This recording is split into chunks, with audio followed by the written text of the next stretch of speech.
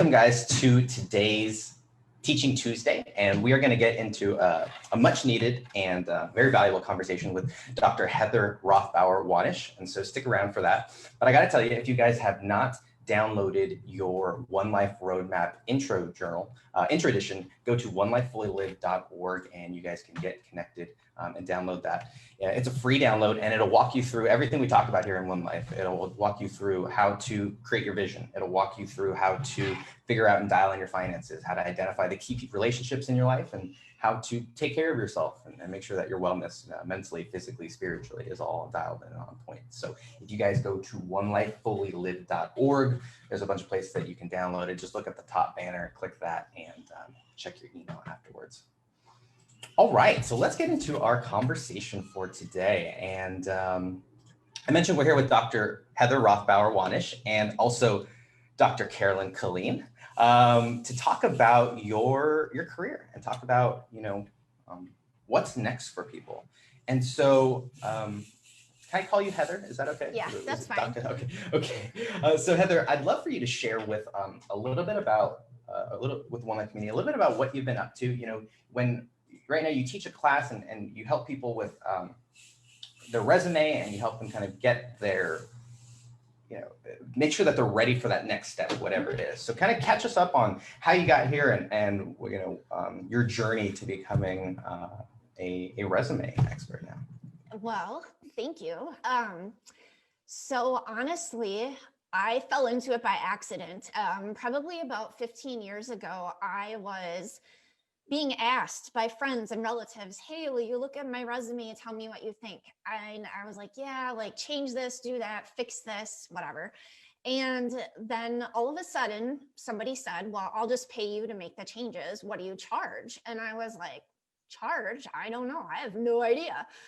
So I think I charged her like $20 and we went out for dinner or something. But that's kind of how it started. But what I've really figured out is I've always liked to write. I love writing. My background is mostly business oriented, but I was like, if I could make a living writing resumes and helping people, like how cool would that be? And so that's what I started to do, just did it on the side for quite a few years and was still doing teaching at a couple of different colleges. And then eventually ended up that, hey, resume writing pays my bills and I love doing it. I've helped a lot of people. I would say I've written probably over 2,000 resumes in the past 10 years. And so it's just been a really fun adventure. And I'm glad I accidentally fell into it because when I'm doing it, what I actually feel like I'm doing is giving people confidence in themselves. And that's what most people need, especially when they're looking for a different job. And especially right now when you're not sure, am I going back to work? If I am, what will it look like? All of these different things.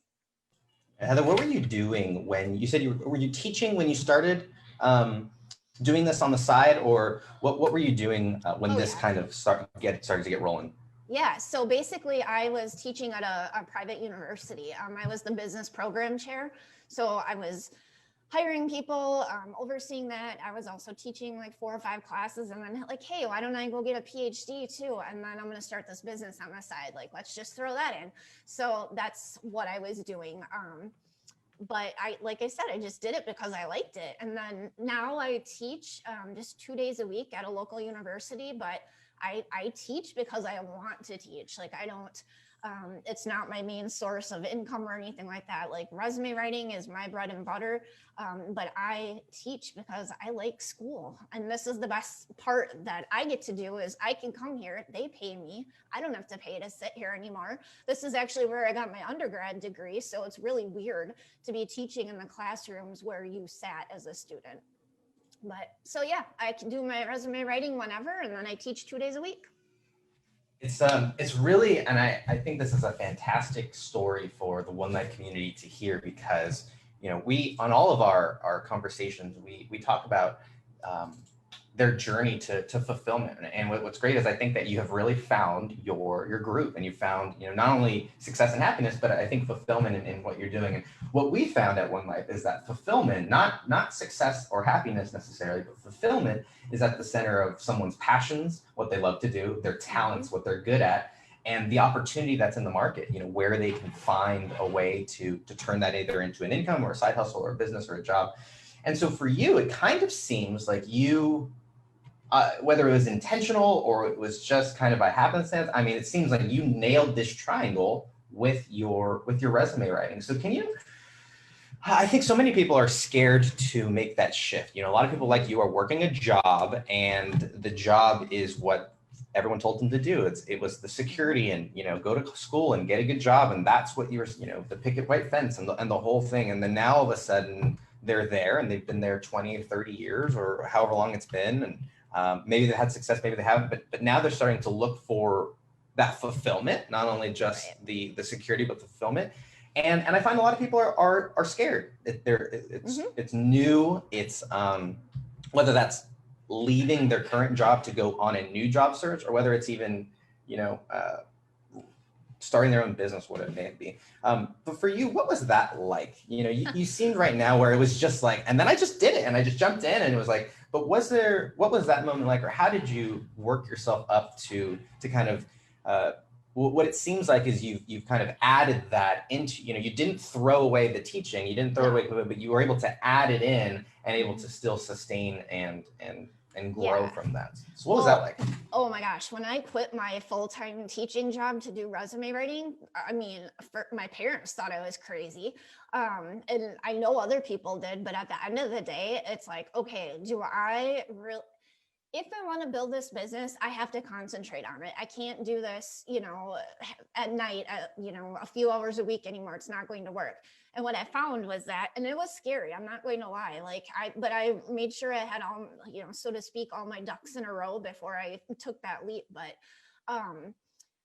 you know, at the end of the day, it's like nobody can tell you how to live your life, and nobody should be able to tell you, you have to do this job or this job. Who cares? They don't pay your bills. That's kind of how I look at it. So when I decided to do that, it was scary, but you know what? As soon as I did that and really concentrated on my business, like I was busier than ever. And even further, when I really started focusing on who I wanted to work with, you know, instead of, sure, you're a CEO, I'll work with you. You're a high school student, needs a resume, I'll work with you. Instead of doing that, it was like, okay, this is my niche. Here's who I want to work with. This is where all my marketing is going. And I am busier than I ever have been.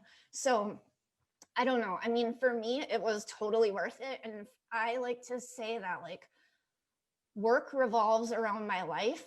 My life doesn't revolve around work, because as much as I love what I do, my son is 16. Like if I want to go pick him, well, now I don't need to because he can drive, but you know, if I wanted to go pick him up from school, I want to be able to do that. I don't have to ask somebody if I can go do that. So for me, the time freedom is totally worth it. Worth any of the worry of, oh my gosh, is anybody going to call me? They do. You know, if anybody out there is thinking about starting a business, as long as you're really focused and dedicated to what you want to do, the people come, they just do. And as soon as you put more focus on that, you'll get even busier. Beautiful. Karen, did you want to jump in and Yeah. Hey, so hi, Heather. Hi. It's so great to see you. Yes, I'm glad you're here, and I'm so you. glad and honored for you to come in and share your knowledge with our community. So when I met Heather, I was in a transitional point. You know, there's that saying, you know, when you have so much schooling behind you and so much expertise, you're like, I know how to write a resume. I know what I'm doing. I can do this. And you do it. And then again, and what was going on is I was putting out resumes and I was trying to make a career change. And not only is that difficult, but then also trying to remember, you know, okay, now how do I make this resume? What do I do? And a friend of mine referred me to Heather and said, hands down, stop. Just stop trying to be the expert here. Give it to Heather and have her do her magic. And that's exactly what I did. She turned around my resume, made it look completely different than what I had thought, because, you know, when I'm a freshman year, writing class, you get like this 2-page section of your chapter book on how to write a resume, right? Mm-hmm. Yep. And you think, oh, well, that's exactly what I'm going to do because I know how to do this. I had sent out a bunch of resumes. I handed it over to Heather. Heather turned it around. I sent out that resume that she wrote, and all of a sudden I had gotten 10 responses, whereas previous I had gotten none. And so that's the power of Heather's magic. In over the years, as we've continued to work together, and Heather supported me. Wow, look at all the things you're up to. Amazing. Like you're speaking, you've got a book, you're blogging, you're also resume, LinkedIn, like all these amazing things. You're also writing and helping other people, advising and consulting. And so, wow. So I'm just excited. And also just your knowledge, your experience, and in that difference of having someone who just knows what they're doing is just a huge thing. So thank you for being here. No, thank you. And honestly, like I always tell people, it's like everybody has good information to put on a resume, but they just don't know how to package it. It's, I can come up with the words in the package because it's not my information. And so when you're trying to write your own document, it's so challenging because there is no way that you can be objective about yourself. I don't care who you are. I can't be objective about me either. So it's having kind of that outside person come in and say, okay, you know what? I understand all of this is really important to you, but we have to think about what's important to the employer. And then decide what you're keeping, what you're getting rid of, how you're making it more concise, and being careful about the words you're choosing too. So that's my jam. I love it. So. Totally. And that is the biggest, like, that's the other thing too, is that's your expertise. So you know what's going on in the market. Mm-hmm. I mean, who'd have thunk all the things that have happened in the past 6 months as we're looking at the amount of people who are looking, just like Hector had said, looking at that fulfillment triangle, trying to find their passion, their talent, and then finding the market for it. Well, you being at the forefront of the market, you know the words, you know what people are looking for. Mm-hmm. You're watching how that's trending and changing, whereas someone like me would not even know where to begin. Sure. So yeah, that's another piece. Yeah, I just love, love staying on top of things, love helping people. And at the end of the day, it's like, if I just played a teeny tiny role in like helping them move up the career ladder or move to a different, trajectory, like that's super exciting for me. So. Mm-hmm. Hey, Heather, I'd like to start the conversation, as we get into resume writing about talking a little bit about the importance of it, because I graduated in 2009. And so I was turning in my resume with people who had worked 20 years of experience and was now applying for the same exact job at the mall as I was. And so that's kind of how I found my way into entrepreneurship and business, because there was no jobs.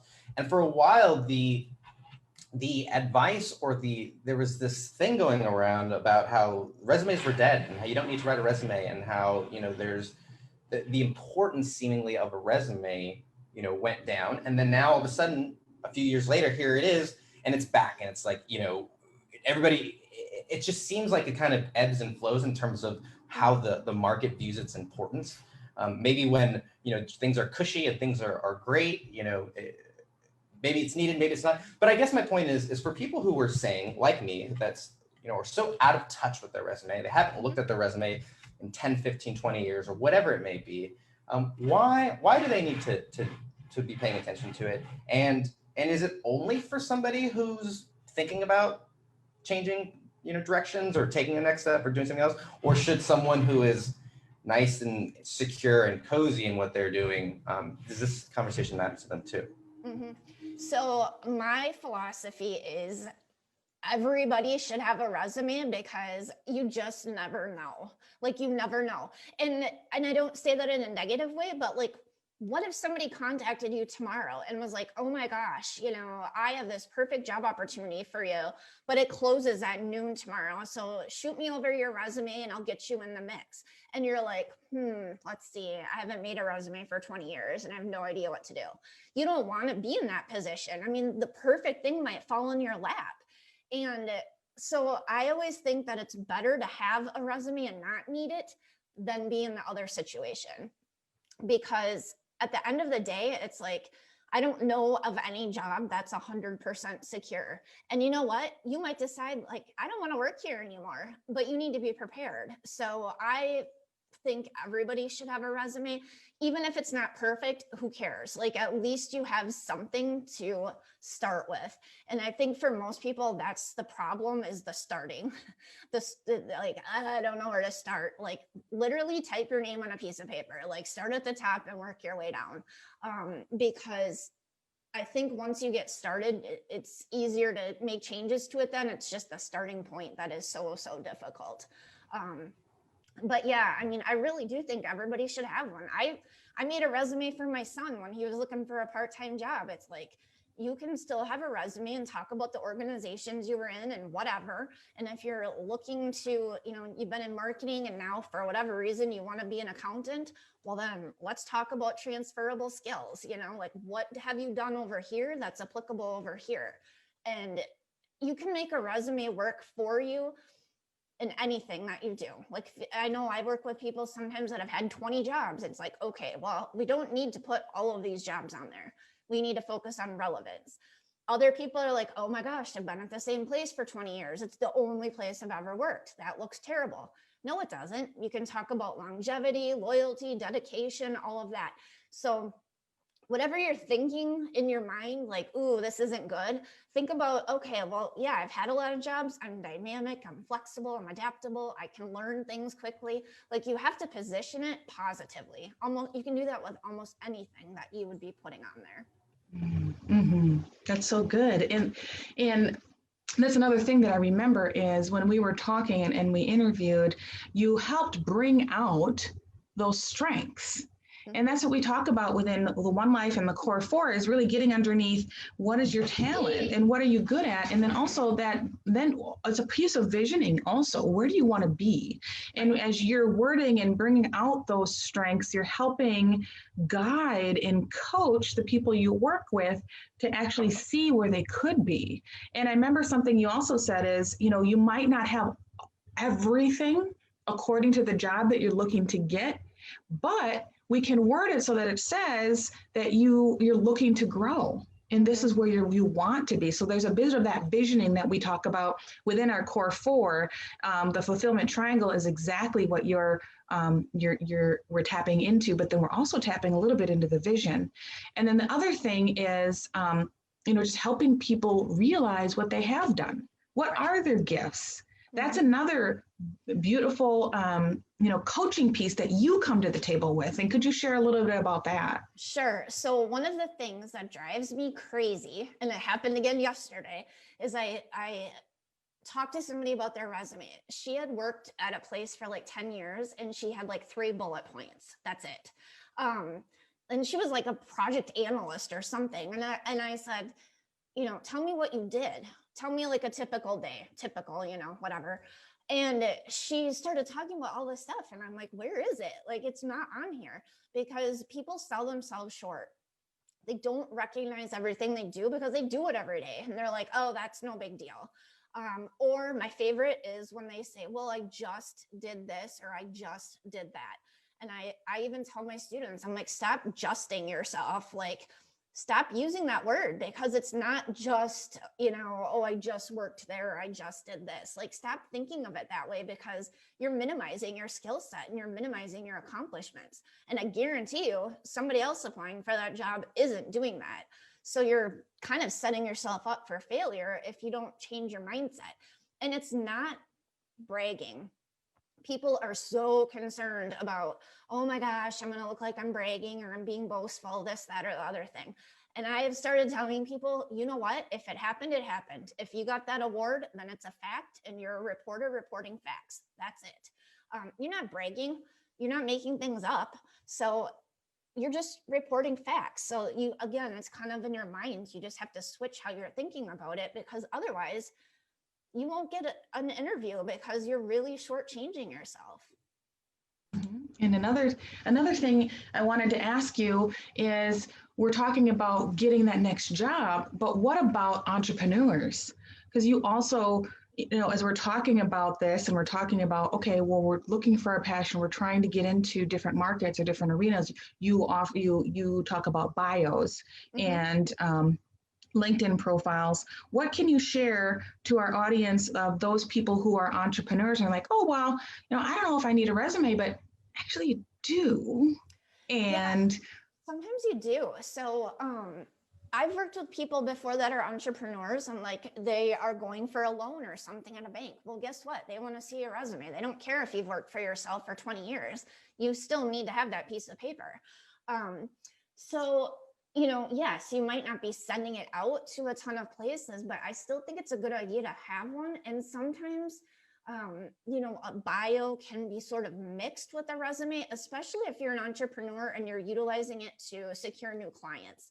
You could hand them a list and say, here's a little bit about me, some of the work that I've completed, etc.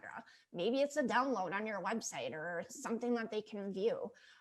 But I do think that it's important to still have something to be able to have as a handout or just have electronically to send.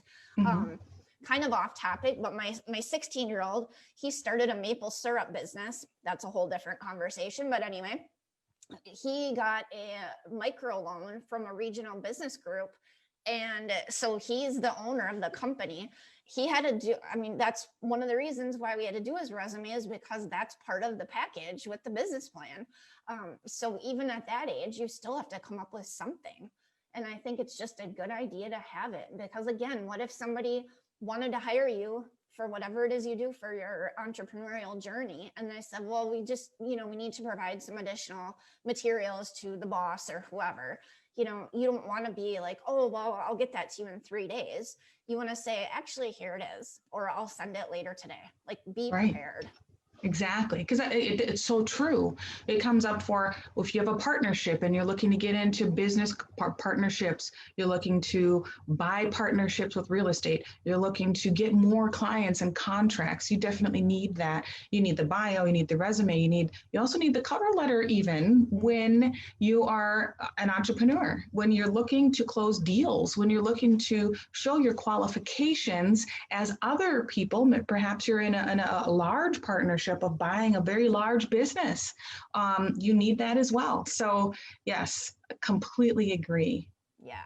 Yep. I don't know. I guess I just think that everybody should have one, because you just don't know. And kind of the same thing with LinkedIn too. And, the bio writing was just something that kind of came along because somebody would say, hey, I need a bio. Can you do that? And I was like, sure, I can do that, because a lot of it's the same process as a resume. Obviously, it's written differently.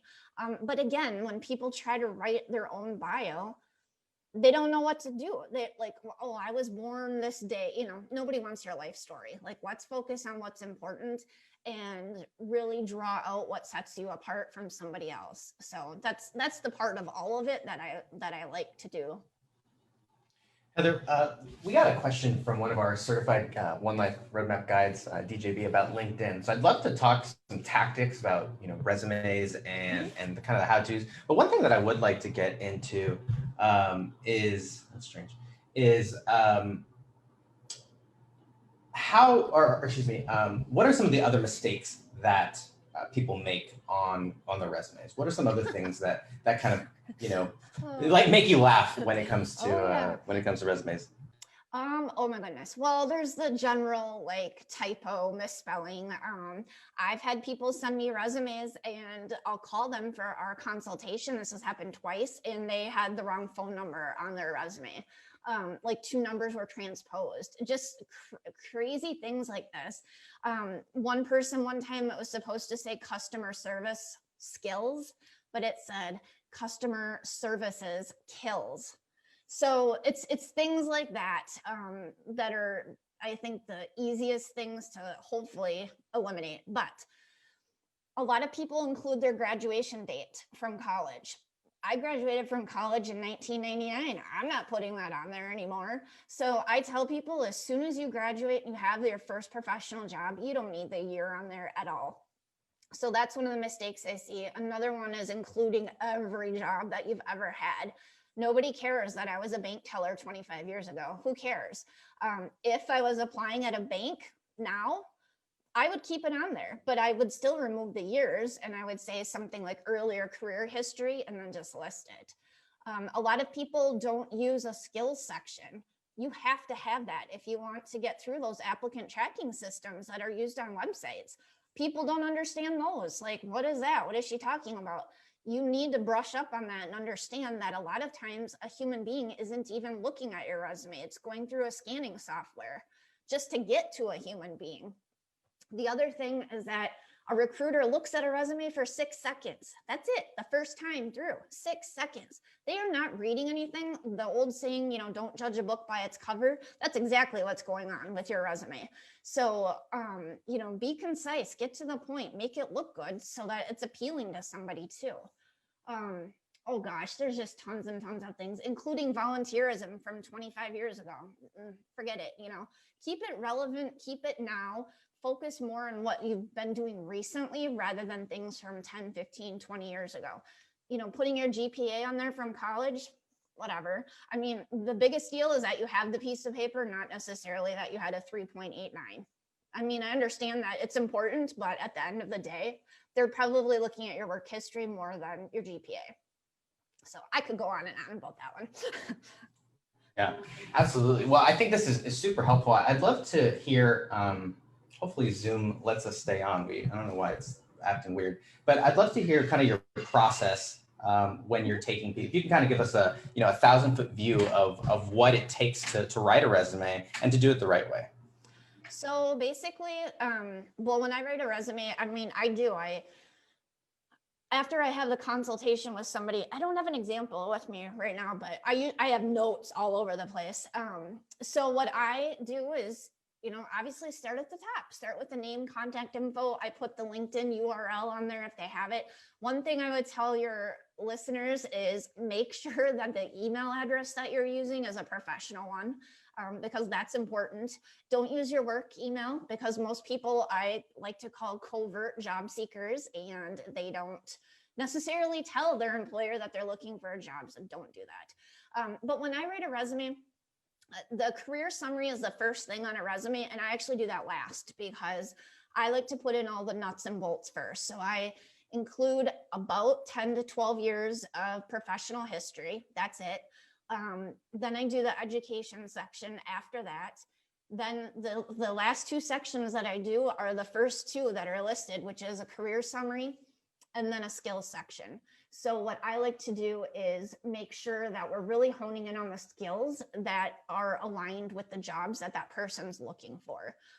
I don't use templates in Word or Google Docs. Those are awful. If you don't want your resume to stand out, use one of those, because everybody's looks exactly the same. Also, they're really difficult to change. So I just start with a blank Microsoft Word document and go from there. But yeah, I basically do the work history first, education, any extra thing like volunteerism, community involvement, and then the skills and the career summary last, because it's kind of like when you write a big report or a big paper, usually you do the intro last. So that's kind of the same process that I use too.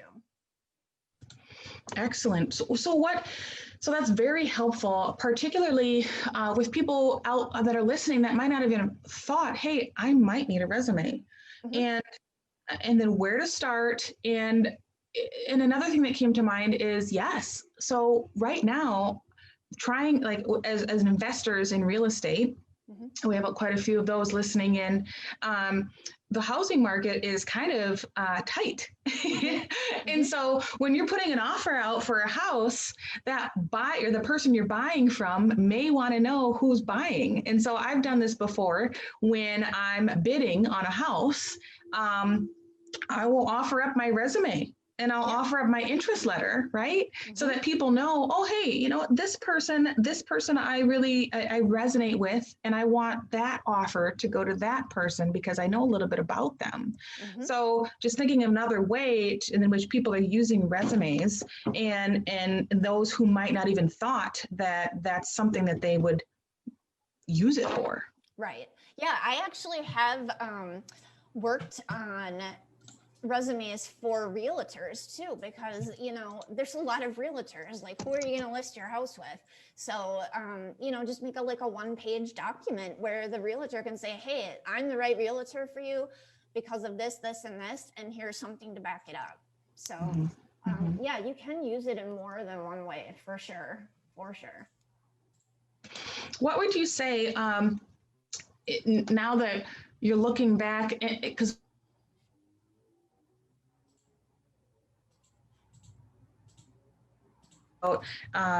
finding your passion, and your opportunity, and then visioning. So what is so now you've been in this space, what is your vision? Would you be willing to share with us what your vision is for your business and for and where you're going in the next, say, 5 years? Sure. So ideally, my son's business will take off and I'll retire. Just kidding. But honestly, that's been really fun because he's 16. And so he is learning all us.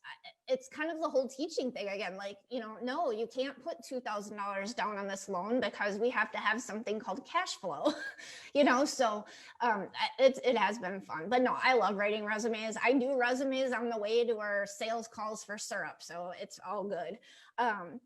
I think, you know, in the next probably 5 years or so, I'm sure resumes will change again. I mean, they change all of the time. But I could see myself probably transitioning to more of the bio writing aspect of things because I really, really love doing that too. But I just hope to stay busy as long as I love it as much as I do right now. I'm perfectly fine with it the way that it is, because for me, I already have what I wanted, which is I can do what I want when I want. You know what I mean? And so for me, it doesn't really get any better than that. And I get paid. So right. Like there's nothing, I mean, I don't know how it could be better really. But yeah, it's just something that I would have never, ever dreamed that I would be sitting around writing resumes ever. So it's something fun that I absolutely love to do. Yes. And again, what you're doing and how you've gotten to where you are aligns exactly with One Life and One Life's fulfillment triangle and core 4, because you found what you really love. You've figured out a way to make it, make a market for it, make it profitable. And not only that, so we talk about visioning, we talk about the finances, we talk about, you know, creating different streams of income. And then we also talk about relationships and those people that are supporting you in your dream and your vision, and then how you've expanded your network. And then also that mind, body, and spirit, that resilience, that emotional health and a wellness that goes along within the core 4.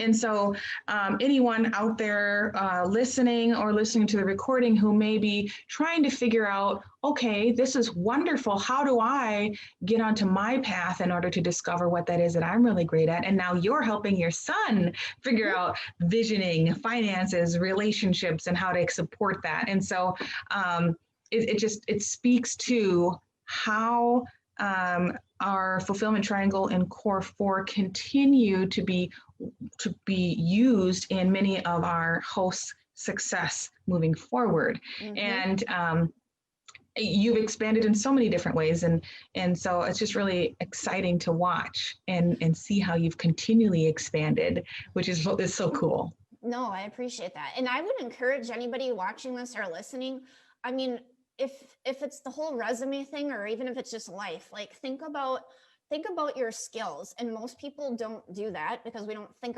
about how great we are all day long.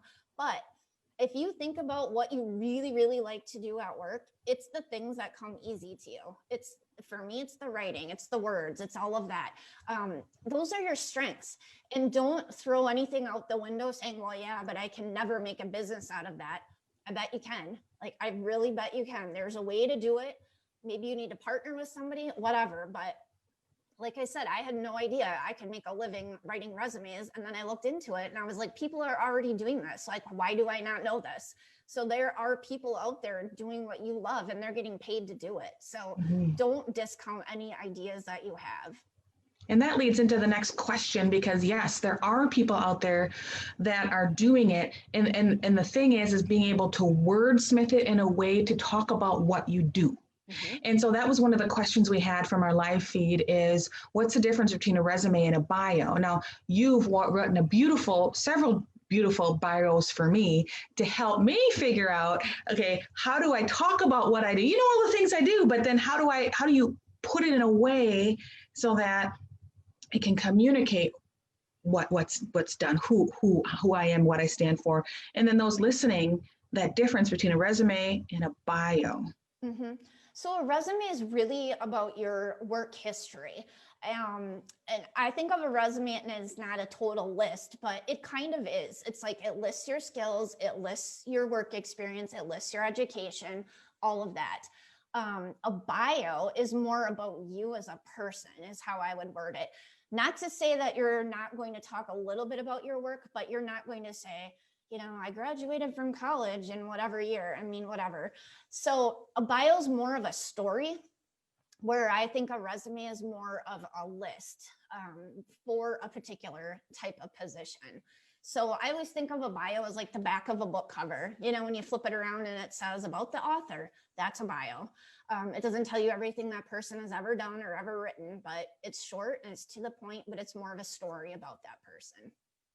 Yes, and so then the bio that you've written for me, I use it for speaking engagements as I'm connecting as I'm working in when people want to write articles about me, when I'm facilitating, when I have business contracts or people who are looking to do business with me. I use that bio. That bio has been integral to being able to open the door and build that relationship as I'm expanding my network and building my businesses. Yeah, it is. And you know, the bio is nice because especially if you do more than one thing, which a lot of us do, you can switch the order too, you know? So like when I'm talking to my students at the university, yeah, the resume writing is great, but like they're like, oh, okay, look, she's educated, she knows what she's talking about. So I talk about my education first. In a bio, if I'm speaking at the National Resume Writers Conference, which yes, we have a conference, you know, I put the resume stuff first because the education isn't as important to the audience there. So it's nice to have a bio, and I try to write them in such a way where people can flip and flop them depending upon where they're sending it. Go ahead. Oh no, I just think that's a fantastic tactic to be able to switch around, and I think that who you're talking to and who the audience is matters so much. And if you can go one step further and make it easy for you to just make them kind of like Legos or blocks that you can switch around depending upon who's there, I think that's a great tip. That's how I write all of them, because it's just easy for people. It's easy for me to do that with mine too. You know, just like, oh, this needs to go first, but the mechanics of it can all stay the same. So. Yeah, and I love how you shared about having a bio for different audiences. So for teaching, for your book, for speaking, for creating businesses, even for like if you were reaching out to another organization to apply for a grant, like you need those different bios for different things. And that's what I love. I love that. And this will be so valuable to our community in understanding the difference between a bio and a resume. And then also everyone needs a bio. Everybody needs a bio to be able to speak to their expertise and then build up that relationship with whomever that they're working with. Right. No, absolutely. And again, it's one of those things where somebody will just say one day, like, oh, just shoot me over your bio. And you're going to go, oh. So it's just better to have one kind of at the ready in case you need it. How short should it be? One question that came in on the live feed was, how short or long should a bio be? Doesn't matter. Yeah, well, it depends. Some places where you're sending a bio have requirements. Like some places they'll say 3 to 5 lines. Okay, well then it needs to be 3 to 5 lines. If you're, you know, speaking at a thing and somebody's going to like be reading it to introduce you, seriously, probably 3 or 4 sentences, because you don't want your life story before you even start speaking to the audience. But so mine that I write for people usually are maybe Yeah, 3 to 5 sentences. Sometimes I do make a really short one, a medium one, and then like a longer one, where if they're comfortable sharing, like, you know, oh, we have 2 kids and 3 dogs or whatever, you know, maybe we'll throw in a little personal information, but otherwise it kind of just stick to the professional. This has been fantastic. I know Nathaniel Coleman, Nate, who's a previous guest, he says amazing information. I need your services.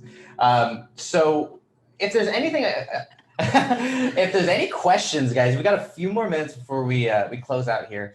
And then Heather, if there's anything else that you feel like we missed or anything that we didn't cover or still needs to be said about resume writing or even the future of where it's going, you know, maybe one thing to kind of add on to your response is how and does, you know, COVID and this new rebuilding change resume writing? You know, I'd imagine that there are tens of thousands of more people who are going to be writing resumes, you know, and fortunately, unfortunately, but what about the future of this, and does it change, or how does that look? I think it probably will change. You know, I've already done a few resumes for people where, you know, their company did layoffs. And so we just put a little line on there that says something like, you know, laid off due to COVID-19, or, you know, just to say like, I just didn't decide to quit yesterday, you know, something happened. So I think that's definitely going to be a difference. Another difference, obviously, is a lot more people are working from home. So, you know, understanding that one of your skills now, I don't care who you are, is balancing everything, balancing, you know, family, work, just everything. So I do think it will change. I think we probably won't know exactly how for, I don't know, another 6 months or so, but I would just encourage people to kind of stay up on resumes. And I know most people don't because they have a job and it's like, I don't need to worry about that. But it's just which is why they call you. I know, but it's like, yes, I like to get people when they're just thinking about possibly looking for a different job. I have so many people contact me in panic mode. You know, I lost my job Friday. What am I going to do? I haven't done a resume for 25 years. Well, you know, it delays everything. So it's just like, even if the thought has crossed your mind that you might need a resume, do it now so you don't have to be that person in panic mode.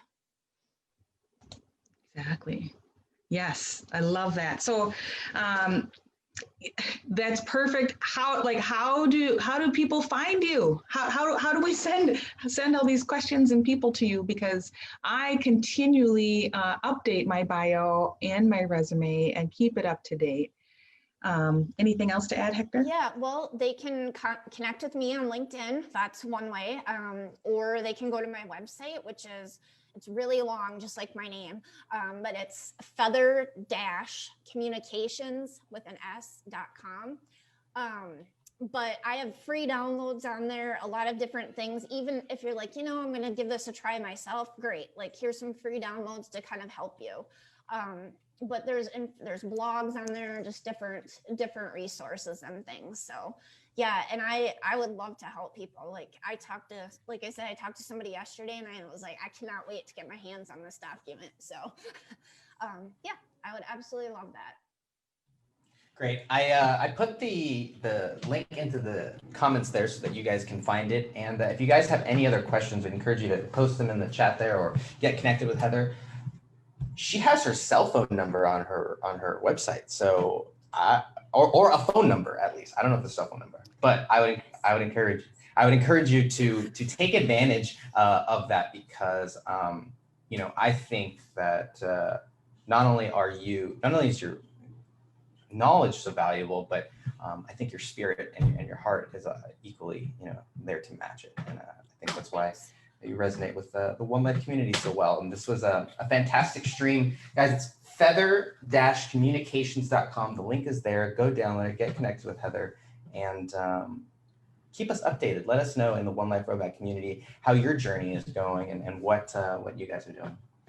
We want to thank you guys, as always, for spending some time with us on Teaching Tuesdays. We have these every Tuesday, 9 a.m. Pacific, 12 p.m. Eastern, to help you dream, plan, and live your best life. We encourage you to like and subscribe, get all the notifications, and come hang out with us in the Facebook group, the One Life Roadmap community. From us and everyone at One Life, we'll see you guys later.